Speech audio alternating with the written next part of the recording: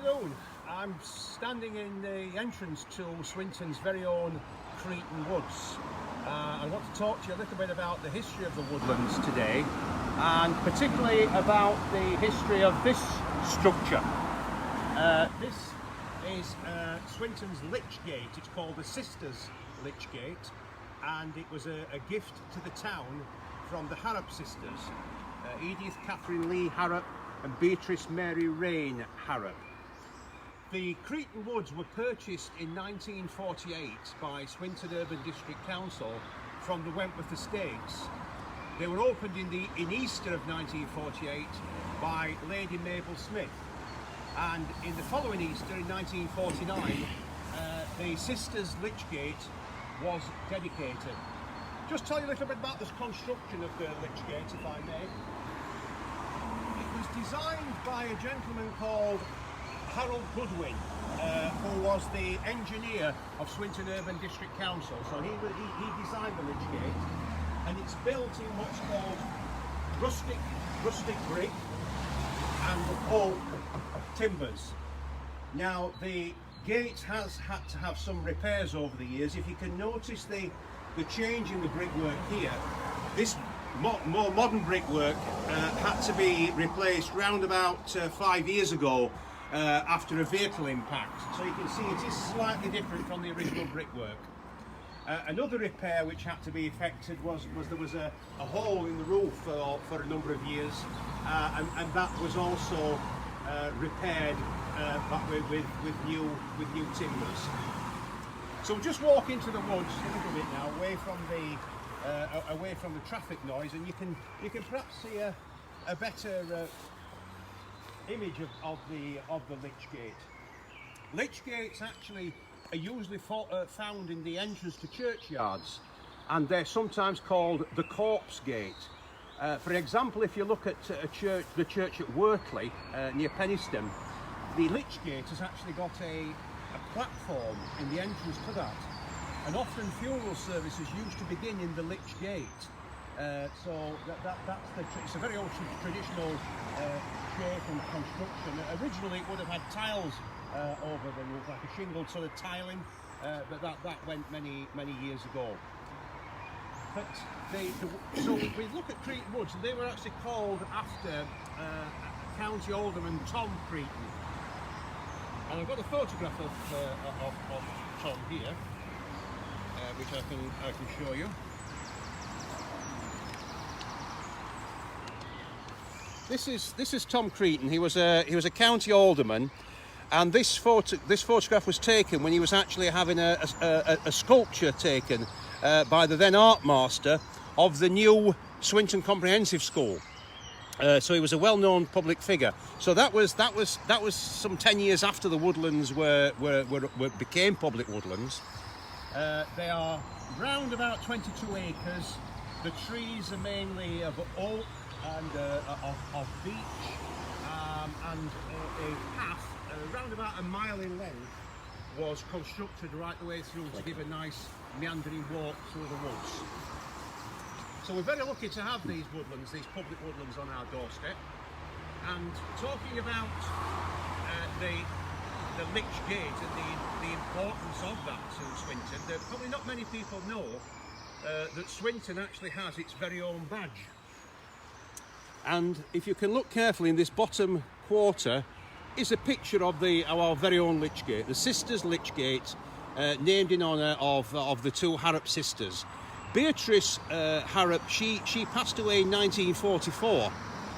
Edith Harrop, she lived into the early 1960s, but Edith always wanted it to be considered the gift of both sisters. That's why it's called the Sisters Lytch Gate.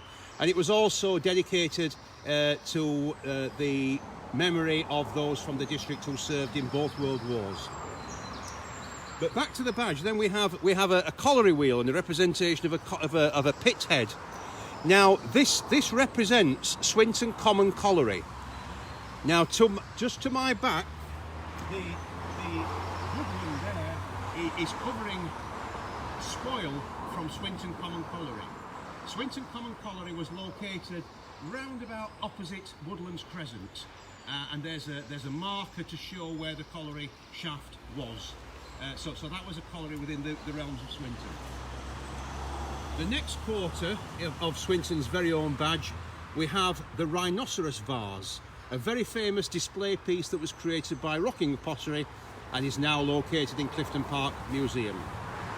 And the last quarter we can look at, it represents railway wheels. Swinton was a base where railway vehicles were built, all kinds of engineering, and that was the next quarter of Swinton's very own badge. So the Harrop sisters did far more for Swinton than just leave as a Lytch gate. They actually left land at Piccadilly to create Piccadilly Recreation Ground. And land at Piccadilly was also left to church institutions for the use for the benefit of the church finances, and buildings took place on those lands. The Harrop sisters, their father was a well-known solicitor called Frederick Lee Harrop, and for many years he was the town clerk of Swinton until he retired in 1919. They resided at that time in Highfield House, which is the place where Highfield Court now stands. And in 1919, after the family retired and moved away from the area to Buxton, the Highfield House became the headquarters of Swinton Urban District Council. What else did the Harrops do for Swinton? Many stories could be told. They actually, when their uncle Edwin Thomas Harrop passed away, they actually gave his property, which was called Rock House, and I'm going to show you a photograph now of Rock House. This is Rock House, which stood in the centre of the town, and that was bought for a fairly nominal price, and it became a health centre, a child welfare centre, a base for school nurses. All kinds of operations happened there. It was a public building shared between the council and the health services right the way through until the early 1970s, when it was demolished to create Swinton's new town centre. They also dedicated a public garden in the early 1930s and called that the Harrop Gardens.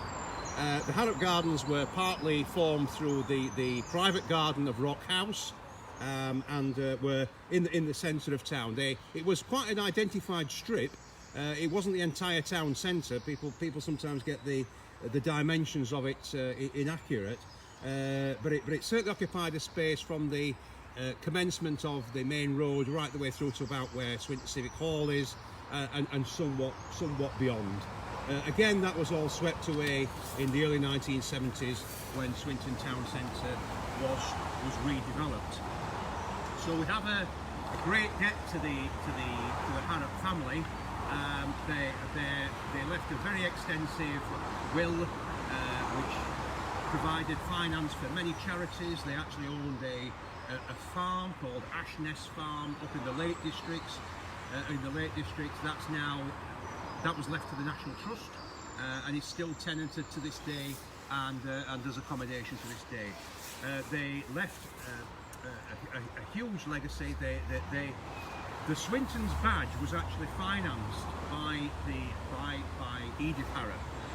The design, we must not forget, the design was done by a gentleman called Mr. Walter Turner. Mr. Turner was actually the proprietor of the South Yorkshire Times newspaper, and he resided at a property called the Beeches on Fitzwilliam Street. So again, many people don't know that Swinton has a badge. That's the origins of the badge, which reflects our history.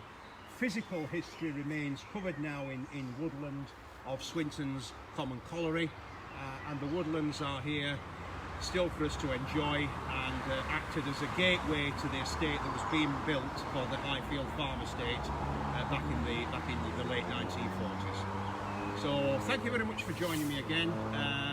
The Lytch Gate is a very popular landmark in Swinton, and forms the beautiful entrance to our public woodland, which is here for all to enjoy. So I'll see you tomorrow. Thank you very much for listening, and stay safe.